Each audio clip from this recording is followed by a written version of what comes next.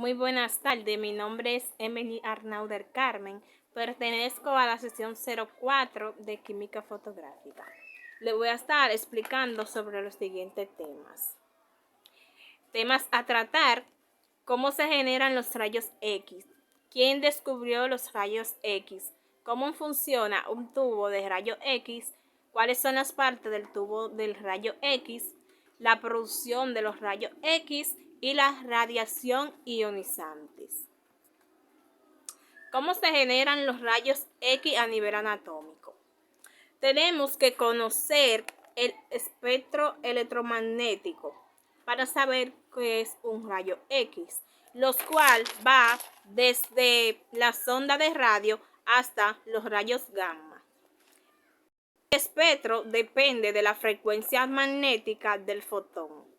Para comprender el espectro desde el comportamiento de una onda y frecuencia. La frecuencia depende de la longitud de onda. Cuando la longitud de las ondas es amplia, en el orden de 10 a 3. Ese fotón está dentro del radio y allí le continúa la microonda. Luego el infrarrojo, y de ahí llegaríamos a los fotones que forman la luz visible. Esta es una frecuencia de onda muy corta. Luego llegaríamos a la radiación ultravioleta, que está en el orden del tamaño de una molécula, y posteriormente llegamos a los rayos X, que están en el orden de tamaño de un átomo, y finalmente se llegan a los rayos gamma, que es del tamaño de un núcleo atómico. Los rayos X son una parte del espectro magnético donde los fotones que los componen tienen una frecuencia de onda muy corta.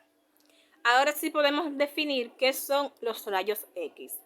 Son un tipo de radiación dentro del espectro magnético cuya onda es de muy alta frecuencia y es de carácter ionizante. Quien descubrió los rayos X fue Werner Conrad en noviembre de 1895. ¿Cómo funciona el tubo de rayo X?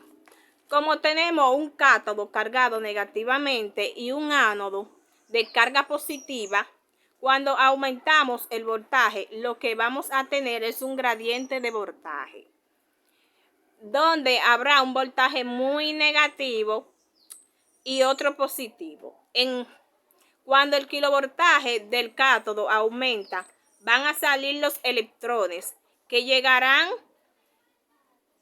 van a salir del cátodo. Van a salir con mayor velocidad, mayor energía hacia el ánodo.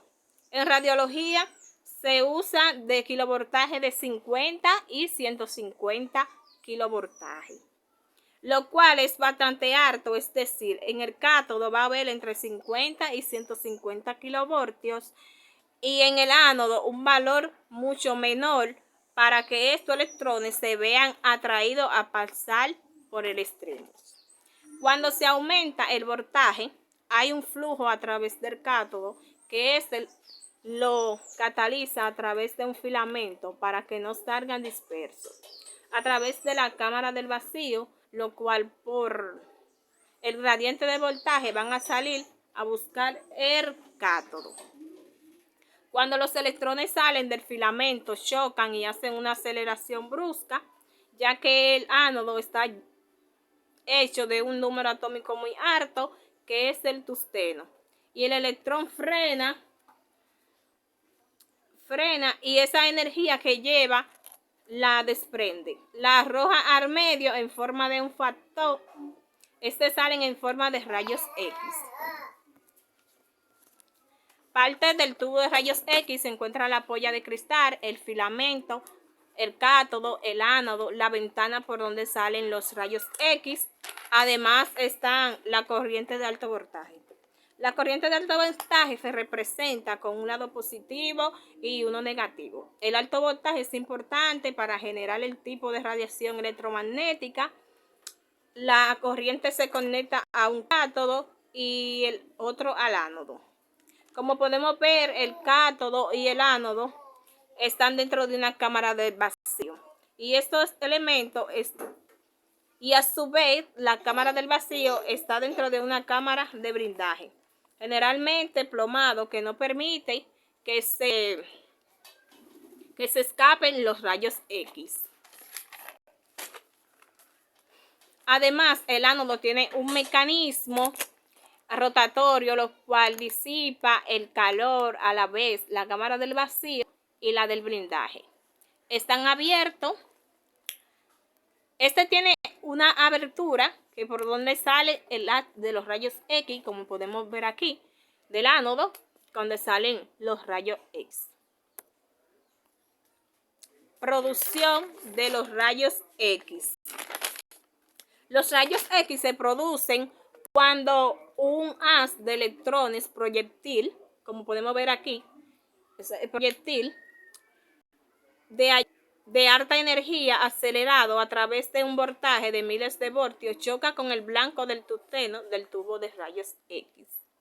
Se producen cuando un electrón proviene del cátodo y ioniza un electrón de la capa K interna del átomo. Esta transición se escapa de los electrones produciendo fotones de alta energía que serán los rayos X.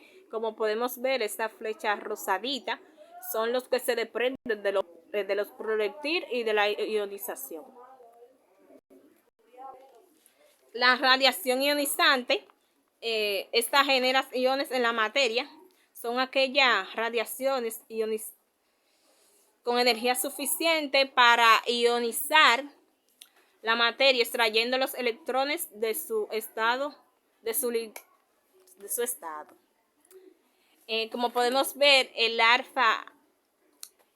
rayo alfa no cruza un papel, el beta no cruza un aluminio, y sin embargo los rayos gamma pueden cruzar tanto papel, aluminio como plomo hasta llegar a un hormigón. Como se ve en esta representación. Muchas gracias.